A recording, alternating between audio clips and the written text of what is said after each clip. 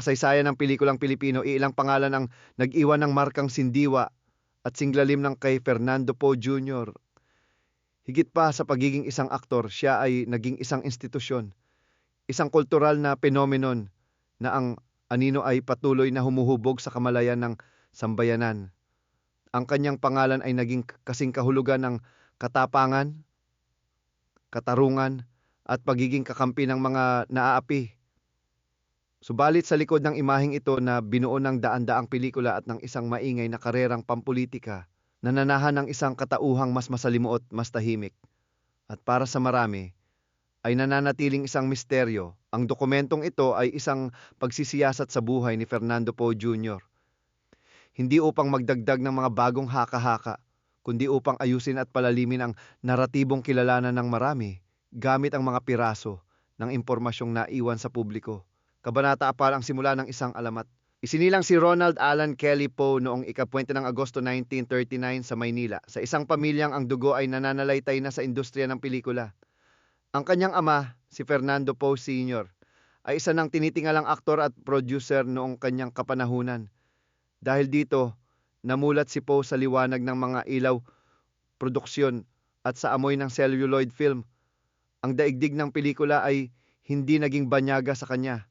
Ito ang kanyang naging palaruan at kalaunan ang kanyang magiging kaharian. Gayunpaman, ang pagiging anak ng isang haligi ng industriya ay hindi naging garantiya ng isang madaling landas. Ang kanyang pagpasok sa showbiz ay hindi isang engranding pagtanggap. Sa mga unang yugto ng kanyang karera, siya ay isa lamang sa maraming mukha na naghahanap ng puwang. Hindi siya agad isinalang bilang bida. Hindi agad napansin ang kanyang potensyal. Kinailangan niyang pagdaanan ang proseso ng paghihintay, pagpupursige, at patuloy na paghahanap ng pagkakataon. Sa kabila ng mga paunang balakid, hindi siya sumuko. Sa bawat maliit na papel na kanyang ginampanan, ipinamalas niya ang isang uri ng dedikasyon na higit pa sa pag-arte lamang. Ito ay isang paghahanda, isang tahimik na paghubog sa sarili para sa mas malalaking responsibilidad na naghihintay. Habang lumilipas ang panahon, unti-unting napansin ng mga manonood at ng mga nasa industriya ang kanyang kakaibang presensya. Hindi ito nakasalalay sa ingay o sa labis na pagpapakitang gilas. Ang kanyang lakas ay nagmumula sa isang tahimik ngunit mabigat na karisma. Simple ang kanyang pagganap, ngunit may taglay na bigat at katotohanan. Hindi niya kailangan ng mahahabang dialogo o dramatikong pag-iyak upang maiparating ang damdamin ng kanyang karakter. Isang tingin, isang kibit ng balikat, o isang mariing pagtango ay sapat na upang maunawaan ng manonood ang bigat ng kanyang pinagdaraanan. Dito, nagsimulang mabuo ang pundasyon ng kanyang pangalan, isang aktor na hindi umaarte, kundi nagiging ang karakter mismo. Kabanata paghubog sa katauhan ng hari. Sa paglipas ng mga taon, ang pangalang Fernando Poe Jr. o FPJ ay naging isa sa pinakakilala at pinakamalaking bituin sa bansa. Ginawaran siya ng titulong Hari ng Pelikulang Pilipino, po isang karangalang hindi basta-basta ipinagkakaloob kundi isang pagkilala sa kanyang walang kapantay na kontribusyon at sa lalim ng kanyang koneksyon sa masa. Ang titulong ito ay hindi lamang sumasalamin sa kanyang tagumpay sa takilya, kundi pati na rin sa kanyang impluensya sa kultura. Ang naging tatak ng kanyang mga pelikula ay ang pagganap bilang isang ordinaryong tao na may hindi pangkaraniwang paninindigan, isang tagapagtanggol ng mga mahihirap at inaapi. Mula sa mga karakter tulad ni Panday hanggang sa mga simpleng magsasaka o tsuper na lumalaban sa mapang-abusong sistema. Iisa ang mensaheng kanyang ipinararating. Mayroong pag-asa at mayroong handang lumaban para sa tama. Ang kanyang mga linya, tulad ng kung meron mang dugong papatak sa kutang ito, ang dugong yon ay kailangang maubos sa pagtatanggol ng karapatang ipinaglalaban ko, ay hindi lamang naging tanyag na dialogo, kundi naging mga sawikain ng paglaban para sa marami. Ang kanyang mga karakter ay naging salamin ng mga pangarap at hinaing ng karaniwang Pilipino. Sa isang lipunang madalas makaranas ng inustisya, si FPJ sa pelikula ay naging simbolo lang ng katarungan. Madaling nakaugnay ang masa sa kanyang mga ginagampanan dahil nakita nila sa kanya ang bayaning kanilang hinahanap sa totoong buhay.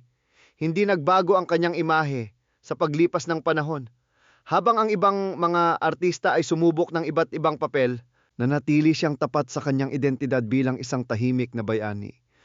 Isang lalaking hindi madaldal ngunit laging handang kumilos kapag kinakailangan.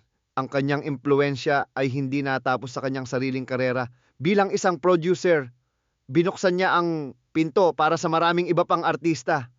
Isa sa mga halimbawa nito ay si Nova Villa, na nabigyan ng mahalagang pagkakataon sa ilalim ng kanyang produksyon. Sa pamamagitan ng pagbibigay ng oportunidad sa iba, ipinakita niyang ang kanyang pagiging hari ay hindi lamang tungkol sa sariling korona, kundi sa pagpapalago ng buong kaharian ng industriya. Kabanata 3 sa likod ng kamera.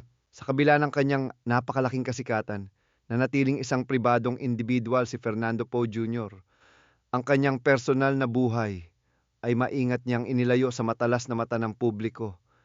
Hindi siya mahilig sa mga panayam at madalas ay umiiwas sa mga pagkakataong siya ang sentro ng atensyon sa labas ng kanyang trabaho. Minsan, nang tanungin tungkol sa kanyang pagiging mailap sa media, sinabi niyang mas nais niyang manatiling isang producer-actor at ipagpaliban ang mga personal na usapin. Ang kanyang pagiging misteryoso ay hindi isang gimmick, ito ay isang tunay na bahagi ng kanyang pagkatao. Mas pinili niyang mamuhay ng simple at tahimik. Hindi siya madalas makita sa mga sosyal na pagtitipon at hindi niya ginamit ang kanyang kasikatan para sa pansariling pagpapasikat. Ang kanyang prinsipyo ay malinaw. Ginagawa ko lang yung inaakala kong makakabuti tsaka kung ano yung tama. Ang pahayag na ito ay nagbigay ng sulyap sa kanyang pananaw sa buhay. Isang pananaw na nakatuon sa gawa at hindi sa salita.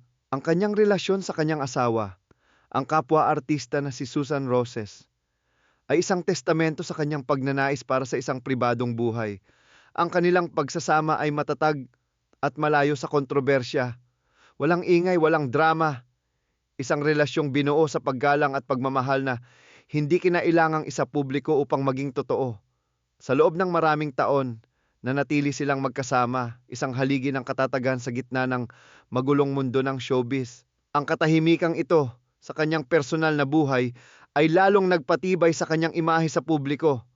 Para sa masa, ang kanyang pagiging pribado ay tanda ng integridad. Isang patunay na ang kanyang pagiging bayani sa pelikula ay hindi isang pag-arte lamang kundi isang refleksyon ng isang taong may malalim na paninindigan. Ang desisyong ito na mamuhay ng malayo sa spotlight ay lalong nagdagdag ng misteryo at respeto sa kanyang pagkatao, na naghanda sa entablado para sa isang desisyong yayanig sa buong bansa. Kabanata 8 ang pagtawid sa politika. Noong taong 2004, gumawa si Fernando Poe Jr. ng isang desisyon na ikinagulat ng marami at nagpabago sa takbo ng politika sa Pilipinas. Mula sa mundo ng pelikula, tumawid siya sa arena ng pambansang politika at tumakbo bilang Pangulo. Ang hakbang na ito ay hindi isang biglaang kapritsyo. Ito ay bunga ng panawagan ng iba't ibang sektor na naniniwalang ang integridad at popularidad na kanyang ipinakita sa loob ng maraming dekada ay ang siyang kailangan ng bansa. Ang kanyang kandidatura ay isang pambihirang kaganapan. Wala siyang mahabang karanasan sa gobyerno. Hindi siya nagmula sa isang tradisyonal na pamilyang politikal. Ang kanyang plataporma ay hindi nababalutan ng mga komplikadong teorya sa ekonomiya o batas. Subalit, mayroon siyang isang bagay na hindi matatawaran at hindi kayang bilhin ng pera. Ang tiwala at pagmamahal ng masa. Sa bawat rally at pag-iikot sa kampanya, dinadagsa siya ng libu-libong tao. Ang mga ito ay hindi lamang mga tagahanga na gustong makita ang kanilang idolo. Sila ay mga mamamayang naniniwala na ang bayaning kanilang pinapanood sa sinehan ay may kakayahang maging isang tunay na leader sa totoong buhay. Para sa kanila, ang pagtakbo ni FPJ ay hindi lamang isang kampanyang pampolitika. Ito ay ang personifikasyon ng kanilang mga pangarap para sa isang mas mabuting pamahalaan, isang gobyernong may puso para sa mahihirap at may tapang na labanan ang katiwalian. Ang kanyang kampanya ay naging isang kilusan, isang krusada na pinapatakbo ng pag-asa ng milyon-milyong Pilipino. Kabanata 10, kontrobersya at katahimikan. Matapos ang halalan noong 2004, isang resulta ang inilabas na hindi lubos na tinanggap ng lahat. Hindi si Fernando Poe Jr. at Tara ang idineklara bilang panalo. Ang kinalabasang ito ang nagsilbing mitsa ng isang malawak at mainit na kontrobersya na yumugyog sa pundasyon ng pampulitikang sistema ng bansa. Agad na lumabas ang mga aligasyon ng malawakang pandaraya. May mga ulat, mga recording at mga testimonya na lumutang, na lahat ay nagpapahiwatig na ang tunay na boses ng taumbayan ay hindi nasalamin sa opisyal na bilang. Ang issue ay hindi na lamang isang simpleng usapin ng pagkapanalo o pagkatalo. Ito ay naging isang pambansang krisis ng tiwala. Para sa kanyang mga taga-suporta, ang resulta ay isang pagnanakaw sa kanilang pag-asa. Nanatili ang kanilang matibay na paniniwala na si FPJ ang tunay na pinili ng masa. Sa gitna ng nag-aalab na debate at mga panawagan para sa katotohanan, nanatiling halos tahimik si FPJ.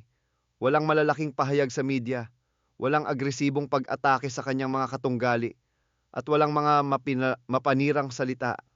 Pinili niyang idaan sa legal na proseso ang kanyang protesta, ang kanyang katahimikan. Para sa marami, ay mas malakas pa kaysa sa anumang sigaw ng protesta. Ito ay isang katahimikan na nagbigay ng karagdagang bigat sa sitwasyon, na nag-iwan sa marami ng isang malaking tanong. Ano nga ba ang tunay na nangyari? Hanggang sa kasalukuyan, ang tanong na ito ay nananatiling walang iisang sagot na katanggap-tanggap sa lahat. At ang kontrobersya ng halalan noong 2004 ay nananatiling isang bukas na sugat sa kasaysayan ng Pilipinas. Kabanata 10 ang huling kabanata at pamaha. Habang mainit pa ang usapin tungkol sa halalan at habang ang bansa ay naghihintay ng kasagutan, isang balita ang gumimbal sa lahat. Noong ikapartis ng Disyembre 2004, pumanaw si Fernando Poe Jr. sa edad na 65. Ang kanyang biglaang pagpanaw ay nagdulot ng isang kolektibong pagluluksa na hindi pa nasasaksihan sa bansa sa loob ng mahabang panahon. Parang huminto ang pag-ikot ng mundo para sa marami. Hindi lamang ito ang pagkawala ng isang artista o isang natalong kandidato. Ito ay ang pagkawala ng isang simbolo, isang pangalan na minahal at naging bahagi ng buhay ng milyon-milyong Pilipino sa loob ng halos 5 dekada. Ang araw ng kanyang libing ay naging isang pambihirang pagpapakita ng pagdadalamhati at pagmamahal. Milyon-milyong tao ang kusang loob na lumabas sa mga kalsada, mula sa simbahan hanggang sa kanyang huling hantungan, upang masilayan sa huling pagkakataon ang kanilang idolo. Hindi ito isang organisadong rally. Ito ay isang spontaneous at walang katulad na pagbuhos ng damdamin mula sa mga taong naramdaman na nawalan sila ng isang kakampi. Ang mahabang prosesyon ay isang malinaw na patunay kung gaano kalalim ang naging epekto ni FPJ sa puso ng sambayanan. Sa paglipas ng mga taon, ang pamana ni Fernando Poe Jr. ay higit pa sa kanyang mga pelikula. Iniwan niya ang isang imahe ng isang bayaning Pilipino. Matapang, may paninindigan, at laging nasa panig ng mga maliliit. Para sa marami siya ang naging mukha ng hustisya at ang representasyon ng pag-asa. Kahit sa pamamagitan lamang ng pelikula, ipinaramdam niya sa mga tao na hindi sila nag-iisa sa kanilang mga laban. Marami pa ring mga tanong ang naiwan sa kanyang pagpanaw. Ano ang mga bagay na pinili niyang hindi sabihin? Ano ang mga kwentong kasama niyang nawala? Ang mga ito ay mga tanong na marahil ay hindi na kailanman masasagot. Ngunit marahil, hindi lahat ng tanong ay kailangang sagutin. Minsan, ang pinakamahalaga ay hindi ang kompletong detalye kundi ang epekto at inspirasyong iniwan ng isang tao. Sa huli, si Fernando Poe Jr. ay hindi lamang naging bayani sa pelikula. Sa paraang hindi niya marahil inaasahan, naging bayani rin siya sa puso ng masa. At kahit wala na siya, ang kanyang pangalan, ang kanyang imahe, at ang kanyang kwento ay mananatiling buhay. Isang alamat na patuloy na isasalin sa mga susunod na henerasyon ng mga Pilipino.